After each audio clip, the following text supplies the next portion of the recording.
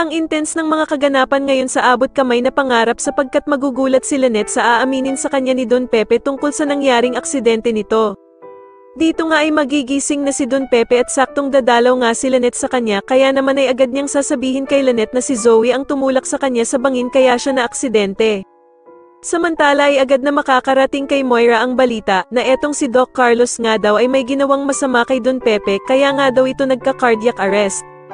Kaya naman ay paaminin ni Moira si Doc Carlos kung totoo nga ba daw ang mga bali-balitang ito sa kanya, subalit gulat na gulat naman si Doc Carlos at hindi nito malaman kung ano ang sasabihin niya.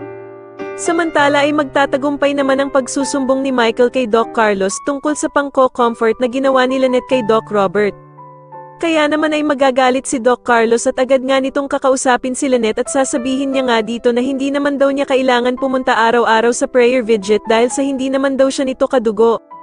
Dagdag pa nga ni Doc Carlos na mas maiintindihan pa nga daw niya kung si Annalyn ang palaging pupunta doon dahil sa kadugo naman daw niya si Don Pepe. Wala namang magagawa si Lynette kundi ang sumunod na lamang sa mga gusto ni Doc Carlos para hindi na lamang sila mag-away na dalawa. Sa kabilang banda naman ay tuluyan na ngang nagmatch ang mga fingerprints ni Zoe sa mga medical supplies na nakuha ng pulis sa hideout ni Balahaja. Subalit sa kasamaang palad nga ay agad na makakarating din ito sa bruhang si Moira, kaya naman ay gagawa na naman ito ng paraan para malusutan ang problema nilang ito.